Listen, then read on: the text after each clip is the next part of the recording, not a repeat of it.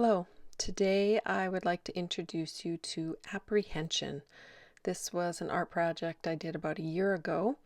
It began as a vision. I saw these brown lines and they felt called to be brought into this 3D world. So I constructed them with acrylic paint on my favorite craft butcher paper. And then I soon turned them black, which to this day I wish they were a dark brown, so maybe someday I'll change that. And after I painted them, I saw that there needed to be a corresponding green side to it. So I began trying to interlink the green with the black. You can see here that I am not afraid to make mistakes. I just jump right in. I know that it can all be cleaned up and adjusted later. And also it's not clear to me, so I'm figuring it out as I go. There is a foundation here, and it is going to change and evolve as the project moves on. So while this image is, I would say, focused on the perceptual, and the perceptual is about making shapes, generally speaking, like traditional perceptual. I'll just back up. Perceptual in the expressive therapies continuum is about, a mid-left brain activity, and I'm speaking general there, but it is about making shapes, and the shapes that are generally made in the perceptual are concrete shapes, like a house, a heart, a star. You're drawing your family, maybe you're drawing a room, that kind of thing, where this shape is abstract, so that is going to impact a little different.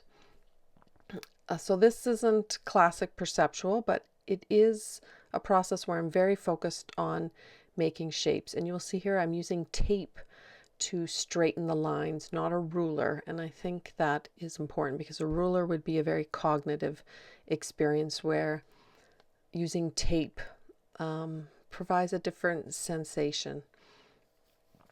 So you will see me over and over again fuss with these lines.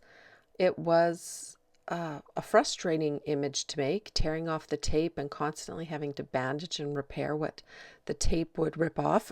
After I did this and I was reflecting on it, I felt that it represented how I was currently stuck in that time frame and not moving forward, how I kept redoing and fussing over the same thing over and over again, trying to make it perfect and just not making a step into the next part of my life. I would say I was afraid of the unknown at this time. I had completed school. I felt that I knew what my next steps were. I felt that I even had purpose, which I had been searching for my whole life, but I wasn't taking action. I was afraid of what would come next. I was afraid of a lot of things, what people would think, what people would say, would I be able to communicate correctly? Just a bunch of fears. So it was the fear of the unknown.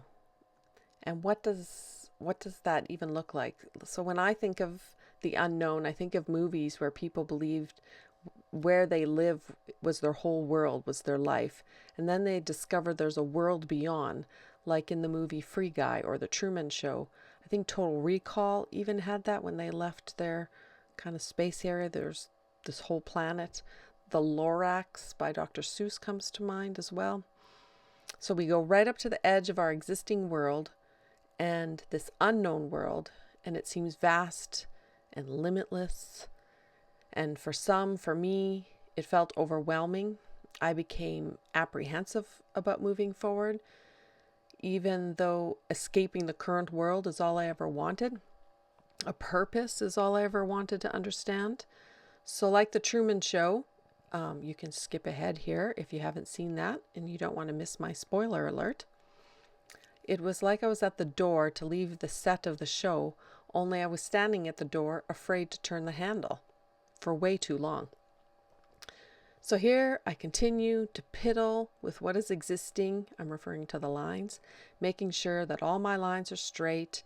I keep applying the tape and ripping it off like a band-aid, only to cover up and repair afterwards. What is interesting is the silver and the blue. I put so much emphasis on the lines that I never really focused on the silver and the blue, bringing in the light, like some positive energy to this image.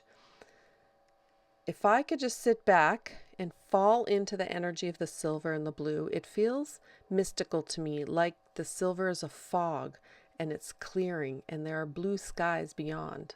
This is an image of a tree.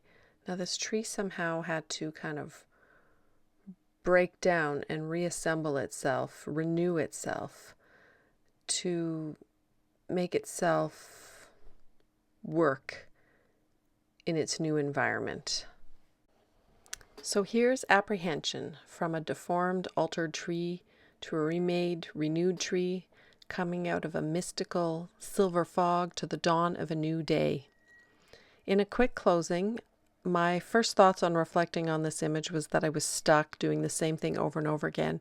Maybe what I was doing here was improving myself, fine-tuning my lines in the image was mirroring and fine-tuning something within me. I say this because the image that came after this one was inspirational and powerful and higher in vibration. I call it possibilities, and I will show that one to you next week.